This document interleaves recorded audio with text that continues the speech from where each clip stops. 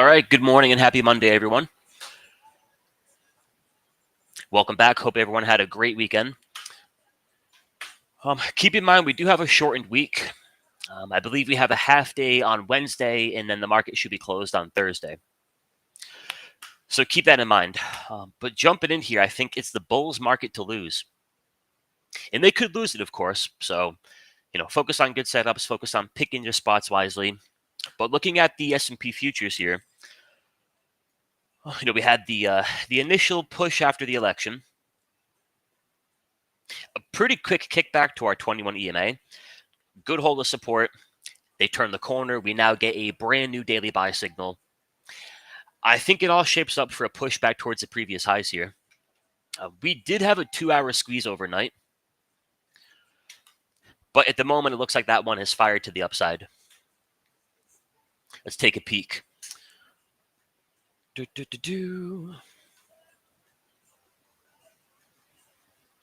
Come on, Toss, not today.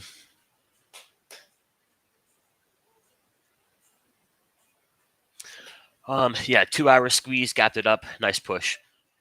So S&Ps, in my opinion, look bullish. And then on the NQ, like I told you last week, I still think the biggest, most important setup in the market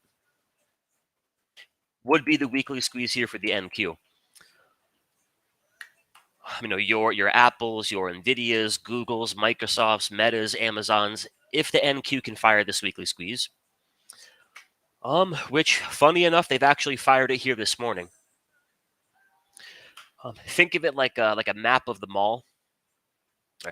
You're in the middle of the mall, you walk up to the map, you are here. In terms of a weekly squeeze, we're right here. Weekly squeeze just fired. Weekly squeeze just fired.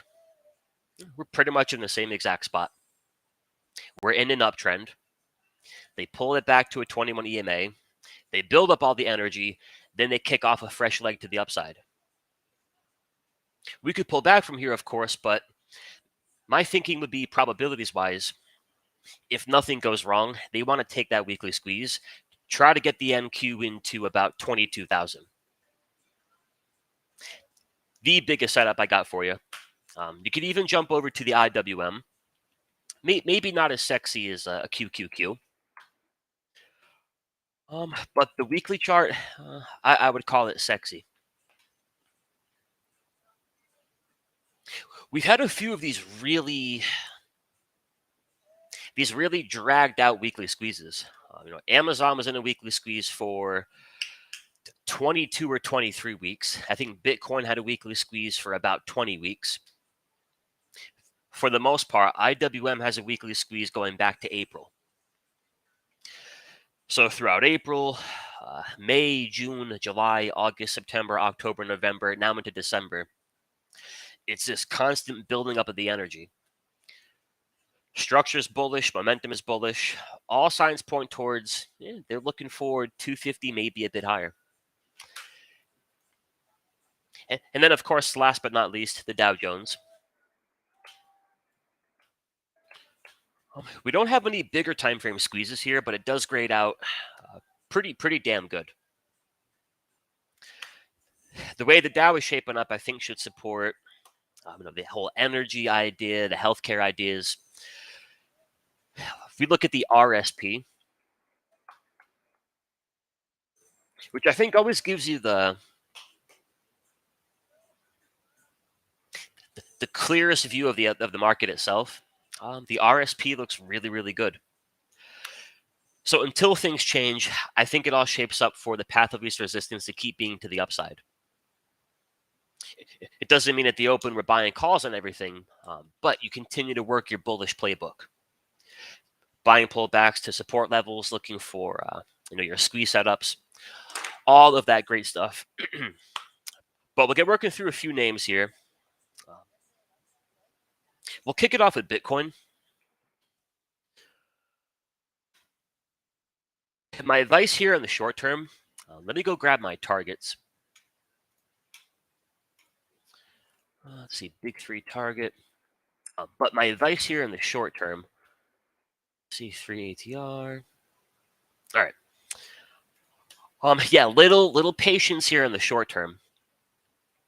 Not that I think Bitcoin has a potential to collapse, but from the perspective of that weekly squeeze, right, June, July, August, September, October, all the energy getting built up. In terms of the building and the releasing of the energy, I think it's made the easy move. When we get these cleaner squeezes, the move we try to call for is the move from that 21 EMA, and then you're looking for a push into about, I think, anywhere from 2.5 to 3 average true range moves above that 21. They can go further, right? They can go to 4 ATR, 5, 6, 7.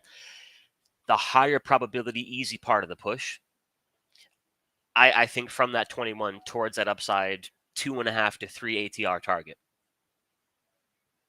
So that all being said, bigger picture, Bitcoin could go to 200,000 from here. But the weekly squeeze also says, I kind of gave you the meat of the move, the easy part of the move, and I gave it to you in about 3 candles. They could keep pushing, but now there's this growing probability it might have reached a point where it's got to take a chill pill, maybe trade sideways, maybe pull back a bit. Bigger picture, I would love a pullback. We had a few nice trades here. The level I would watch in the shorter term, and possibly even today, the low from Friday. Basic charting kind of stuff. The candle from Friday, that'd be the high. If they can get a daily close below the low of the high candle, so if they get a daily close below, we'll call it 97,000, it's a pretty typical reversal pattern. That maybe kicks off a pullback to, we could pull all the way back into 90,000. And we're not even pulling back to our 21 EMA yet. So keep an eye on the low from Friday. But bigger picture, the weekly chart says, yeah, shorter term, I might have given you the easy push, from that big weekly squeeze.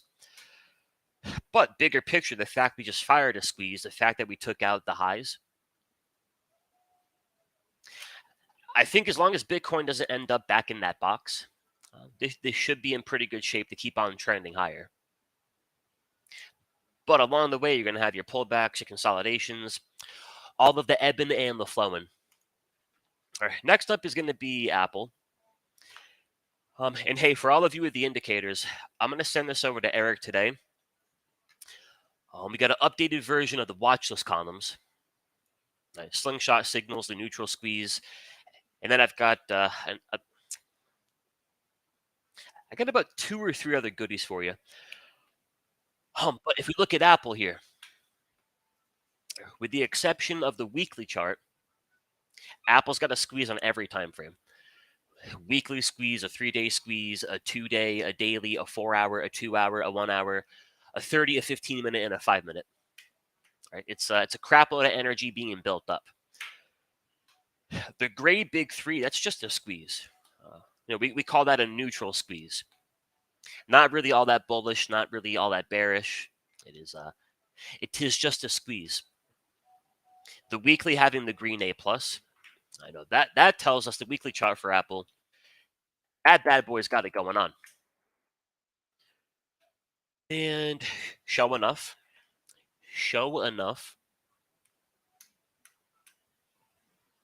At the moment, I think a beautiful weekly squeeze.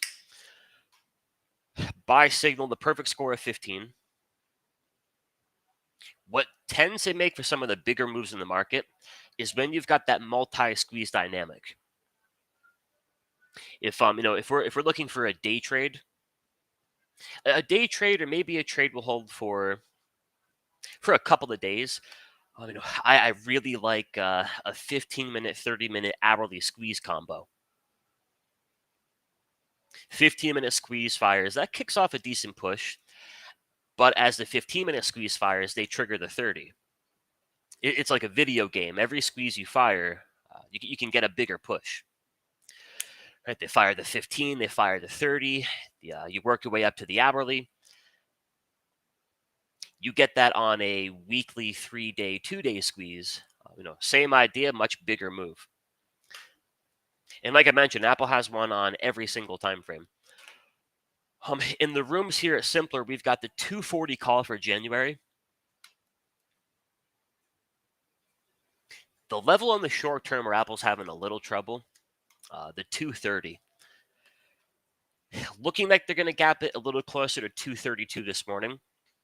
If it looks like we're going to go into the end of the week above 230, then I want to come in. I want to buy more of the 240 calls for January. The thinking with that trade being, if I can buy the calls for January, and they do want to take this weekly squeeze and fire it to the upside, that should be allowing for enough time. Then we try to get it into that 245, 250 target. So we got some Apple, and then next up is Tesla. Tesla gapping into about 361 and change. If you follow spot gamma, we got the call wall up here at 360. The call wall and the previous highs. What I would watch here would be the 4-hour squeeze.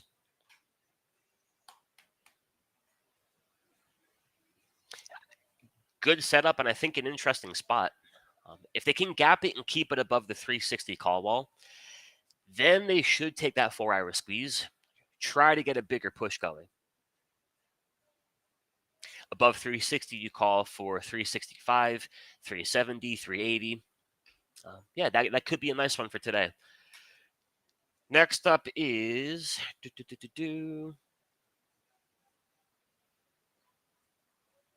I'll show you a few that I don't have anything for you in. One would be Microsoft. Do I want to short it?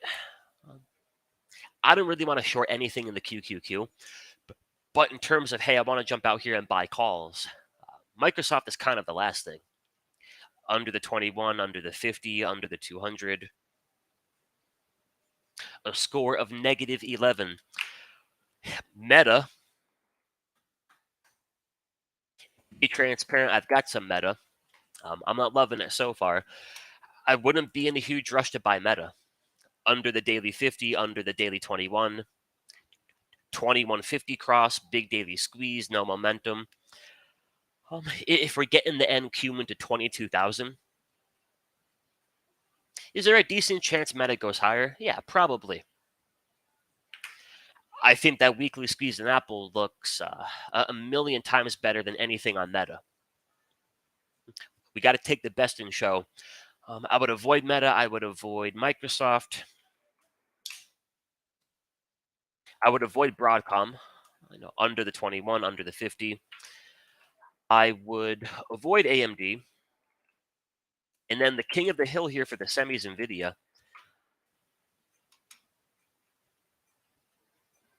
I would look to take my next trade if I could get a bit more clarity in the 4-hour, 2-hour hourly squeeze. And what I mean by clarity is, can I get a buy signal or a sell signal? Yeah, I don't love the hourly though. We're below the 21. We're above the 200. If I get a trigger, then I'll take a shot there at some NVIDIA. Amazon is a tough one to call in the short term. A little good and I think a little bad. The good would be on the pullback here, it does go back into a really bullish weekly squeeze. I also think that's a little bit of the bad. Amazon spends 23 weeks trading back and forth, building up the energy in the weekly squeeze, on the initial push through 200, and actually getting that squeeze to fire long for one candle.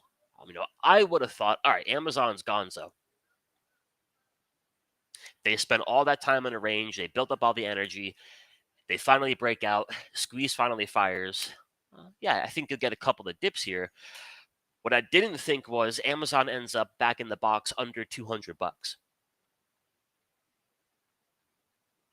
Really good looking weekly squeeze.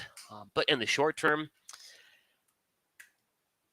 I want to get it back above 200 before I jump in and buy more. My worry would be that if Amazon goes back another two, three, $4, then you're really trapped. Right back where she came from. Now, the other names on the watch list, not the typical big tech, big semis. One that we bought in the room back on Friday of last week is Starbucks. We originally jumped in here on the 4-hour. 4-hour squeeze. We got the white arrow. Um, we jumped in on that signal. That kicked off a pretty nice push. By the close on Friday, we got the white arrow on the 4-hour squeeze. We have it over here on the daily squeeze. Not on the 2-day just yet. But I like that. So we bought the 100 calls for December. Looking for a move into 104, 105-ish. They got a call wall up there at 105. What I don't and what I can't see from Starbucks is a move back under $100. They did all the back and forth, right? They tried 1, 2, 3, 4, 5, 10, 15 times. They should finally get the job done now. Momentum shift, brand new buy signal. They should get the job done here. Back under $100, I think it's a dud. A short-term dud. Looking like we'll catch maybe a little gap up here this morning. But we got some Starbucks, and then another one would be Goldman.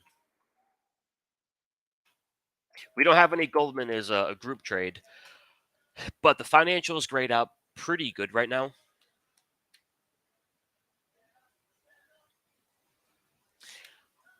We're maybe a little late here on the whole Goldman idea. They're going to gap it into about 611, 612.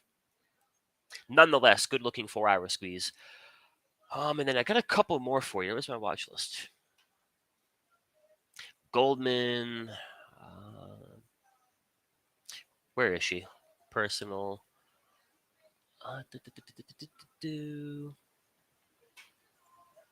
What did I lose? My watch list? I lost my watch list. Hold on here, guys. Let me go grab it on Twitter. Oh, now they're all coming back to me. ExxonMobil, UNH. Let me go find it, though. I'll take you through a few more, and then I'll get caught up in the chat. The chats. There we go. Yeah, Starbucks, Goldman. Okay, yeah, ExxonMobil, XLE,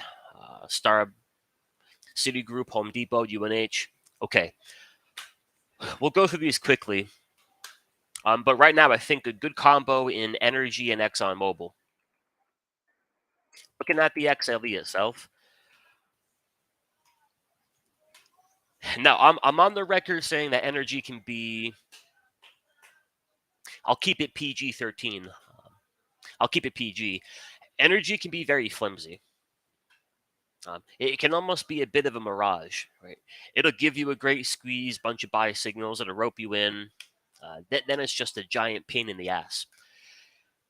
The monthly chart points towards this could be shaping up for a legit move. Monthly squeeze, white arrow, where the timing I think is really coming together. Good looking monthly squeeze, but then drop it down a notch to the weekly. And the weekly chart looks kind of just as good.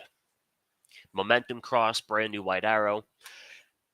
That makes, I think, for a potential good time to the upside.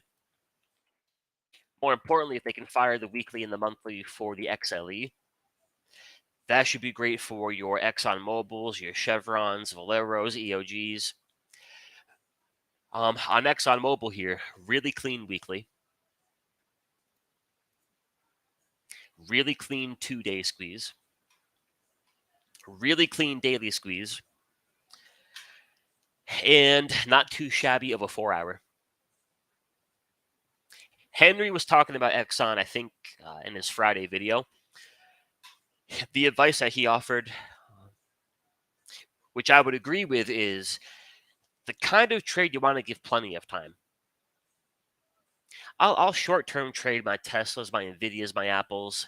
What I'm not going to do is, this is just me personally. I'm not going to back myself into a corner where, hey, if ExxonMobil, of all things, if ExxonMobil can't break out this week, my account was going to pay the price. Think in terms of if-then statements. If the weekly squeeze fires, Exxon should become a $132, $135 stock. Now take your weapon of choice. Do you want to play that through a butterfly?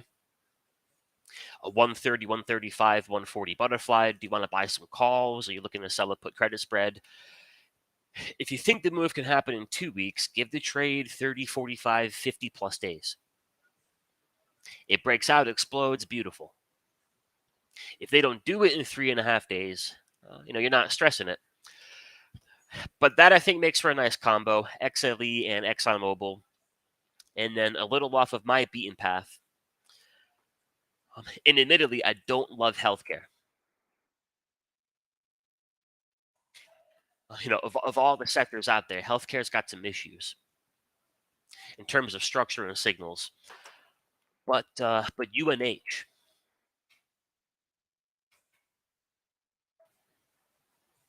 not a trade I would rush into. Again, I'm just showing you ideas. But same combo as energy. It goes into a monthly squeeze back in February of 2023. All right, I'm going to round up a little bit. It's a 2-year-long monthly squeeze. Notice how from the first candle of the squeeze, momentum trades below zero. Yeah, you're in an uptrend. Yeah, you have good structure, stacked EMAs. Everything about that looks bullish. And you may be sitting here for 6, 9, 12, 18 months wondering, hey, when can they fire that weekly squeeze? Or that monthly squeeze, rather. You don't have momentum until this candle. Now they shift the MACD. Now they get the buy signal, none of which guarantees are going to break it out. But now you finally have all the ingredients. A lot like back here, guys. You go into a monthly squeeze in April of 2019. Momentum doesn't cross positive until June of 2020. Imagine sitting there for that long waiting for a push. You're better off waiting for momentum, wait for the buy signal to trigger. Then, couple weeks, couple months down the road, you might get that push you're looking for. So, good-looking monthly squeeze and a good-looking weekly. I don't love energy. I don't think I'm going to trade this, but I figured I would show you. And then the last one for you would be Home Depot. That is also gapping up, but a really, really clean 4-hour squeeze. But with the S&P futures up 0.7%, yeah, a lot of things are going to catch a gap up here today. But all right, y'all, that is what I got for you. Any questions, anything you want to take a look at, drop it in the chat. And I got about 10 minutes or so to hang out with you. Hit me with the best shot. Can I look at TOIL? Absolutely. YL.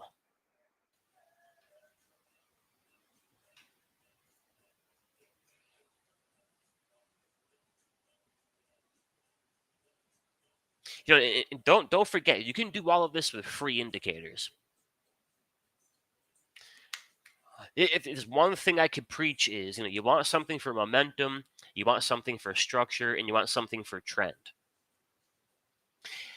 And you can do that with a lot of free basic indicators. Trend, we're thinking wind at our back. What's my overall bigger picture, 40,000 foot view path of least resistance? Structure, we're thinking the foundation. If I'm going to go buy a condo, I want to get that foundation checked. Is it strong? Is it sturdy? Or on the first little gust of wind, are they going to knock that thing down? Momentum, then we're thinking gas in the tank.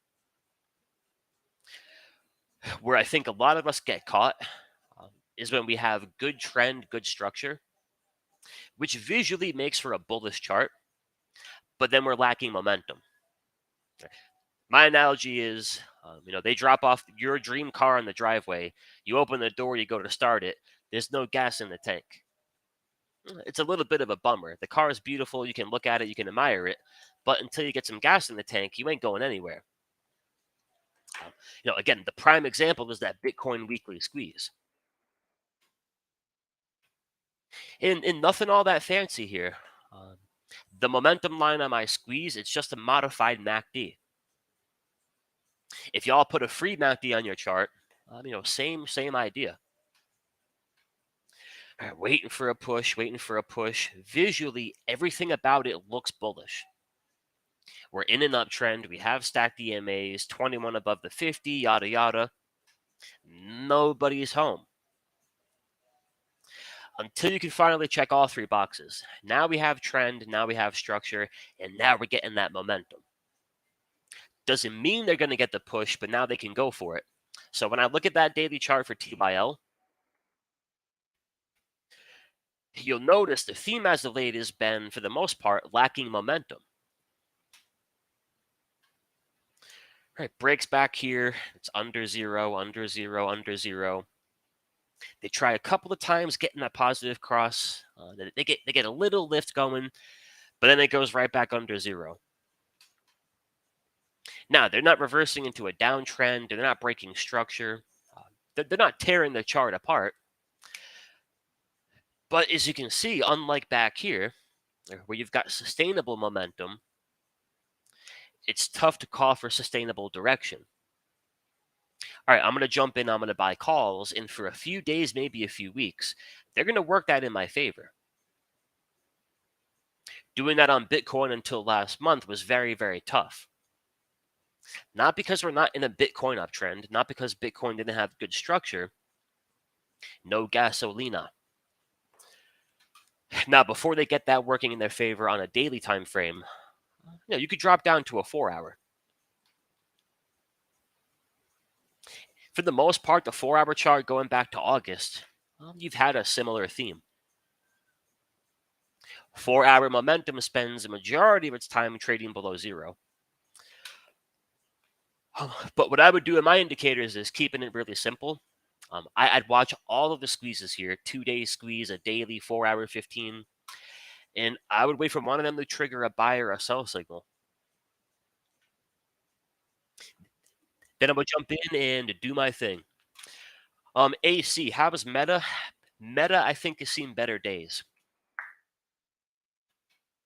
Right now, Meta's not the chart I'd want to take home to mama, if you get what I mean.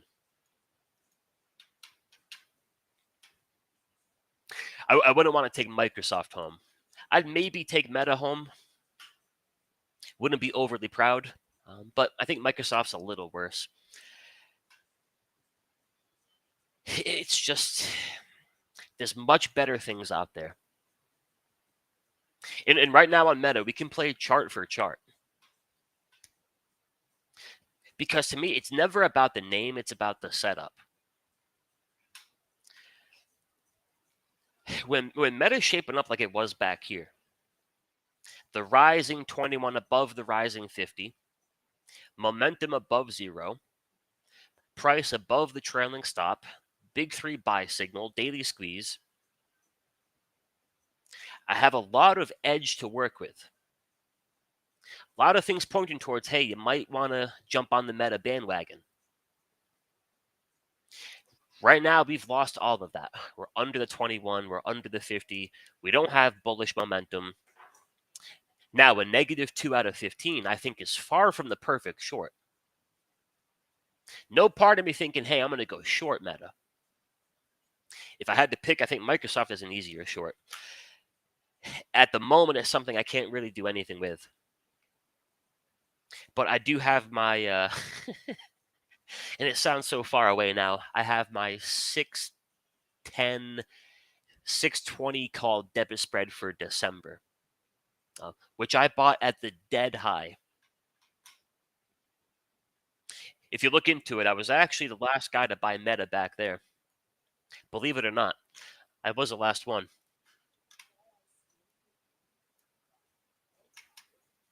Yeah, GRL. Let me give you a great example of where I think where I like to look for the intraday opportunities. Um, a beauty from last week was Netflix, and I think every setup needs some context. We can pull the trigger because hey, it's a good looking setup. Maybe that by itself makes for a good trade. If we can instead say, hey, I have a really good setup in one of the strongest names on my watch list, right below a really important level, in a good market with good internals. If we can look at it through that lens, we're stacking a lot of edge. So back on Thursday of last week, on my rankings, Netflix has been pretty consistently the strongest name on the board. Thursday afternoon, you're hanging around 865, 870. We're about 25, $30 away from the key 900 strike. Big round number, the spot gamma call wall. Um, we got about 20, $30 between the current price and what could be a really big magnet. In the strongest name on the board, and then comes the white arrow on the 30-minute squeeze. Now, if we can find that on the weakest name on the board, that might make for a decent trade. But where I think they really shine is you take that moment in time on the top 1, 2, 3, 4, 5 strongest names you've got. And if you can do that below a key level, that might behave like a giant magnet. I was on a call with a life insurance agent. I jumped in and bought the 900 calls for Friday. So at that point, they had about a day till expiration. I can't quote the exact numbers, but I bought them for $1. I think in about a 4.5 minute window, they were going for $2. So I sold them and took the double. They ended up going for about 4 or 5. Now, the nature of those shorter dated options is if the 30-minute squeeze puked and broke short, I'm buying them for $1, and now they're going for 25 cents. It is a spot I would like to try to make a bigger focus of mine. S&P's QQQ 0 day till expiration, or then even that Thursday into Friday window. Looking down here on these 5-minute, 15-minute, 30-minute squeezes. If they hit nicely. But the key point there is that I would operate on that 30-minute squeeze no differently than I would operate on a weekly squeeze. Wait for my white arrow, white dot. Ideally, I'm trying to take that trade as close to that 21 EMA as possible. And then I'm playing for a push into a key call wall or that 2.5 to 3 ATR target. On a weekly chart, that might take 2, 3, 4, 5 weeks to unfold. On a 30-minute, that might take 5, 10, 15 to 30 minutes. Sometimes a little longer. But to answer your question, I would look for the same thing I would look for on a swing trade basis, just down on a lower time frame.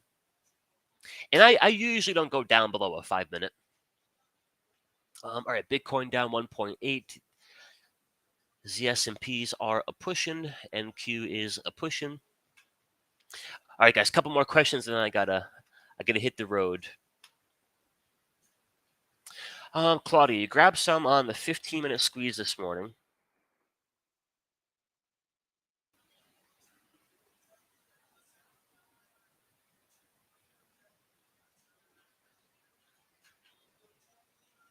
Okay, so your question is you jumped in on the 15-minute squeeze. Um, you bought it before we had a buy signal. Does that make it a bad entry? I would call it an early entry. And the key, I think, Claudia, with an early entry, how much will it cost me to figure out if I'm too early?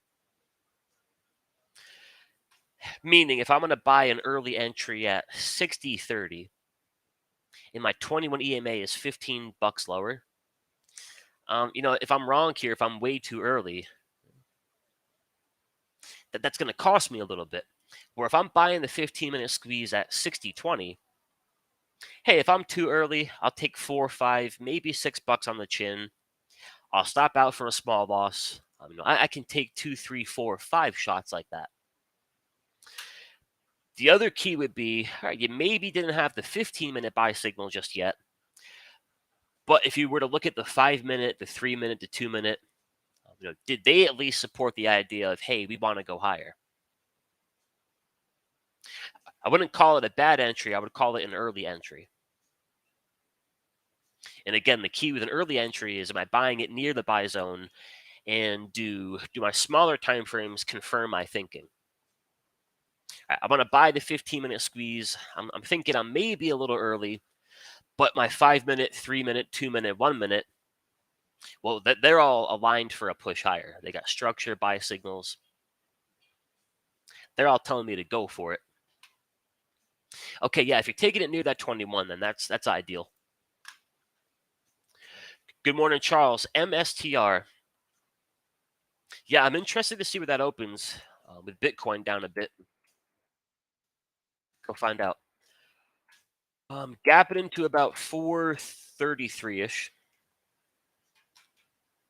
At the moment on MSTR, I don't have a setup, or I don't have anything concrete to give you. My only piece of advice here with MSTR, know the nature of the beast. Now, maybe after the flush, a little bit of this will have subsided. The point I'm trying to make is, on that one candle, from top to bottom, that was something like a 35 to 36% pullback. Now, we usually think, oh my God, a stock was down almost 40% today. It must have broken through support. There must be sell signals. They must have destroyed that chart. No, with MSTR here, that 35% pullback, it's a pullback to +1 ATR. That can't even get you down to the daily 21. Point being, the nature of the beast is, this can go up 10, 15, 20% like nothing. It can also pull back the same way. What that would mean to me as a trader is, I'm going to respect the nature of it, and I'm going to act accordingly. Proper size, proper entries. On one end, because the thing can move like crazy, if you're on the money and you catch the move, you should get a great bang for your buck. At the same time, though, it's the kind of stock where if you're wrong, you might be wrong to the tune of a 15% pullback. So I wouldn't treat it any differently than anything else out there, as far as, where am I looking to buy it? What are the kind of setups I'm looking for? Just knowing how crazy it could be might not be the kind of thing I would bet the ranch on. But at least for this morning, it's going to open green with a red Bitcoin. Hey, good morning, Al. Yeah, we did an update. We did an update for the scoring system, I want to say back in August. No, maybe not back in August. Maybe I forget exactly when we did the most recent update. But if you go to the indicator page, yeah, go to the website, go to the indicator page. Everything's on there as far as the updated scoring system. All right, guys, I got to bounce here, but do a couple more here. Kava and T-Mobile. Hey, Hedgemate, good morning, my friend. All right, Kava, I would look for that momentum shift. All right, think of Bitcoin, think of a few of the other examples we looked at this morning. You don't tend to get the fireworks until momentum says, all right, let's go for it.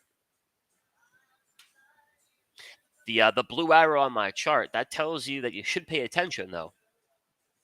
The trend is bullish. The structure is bullish. If they can get momentum in the mix,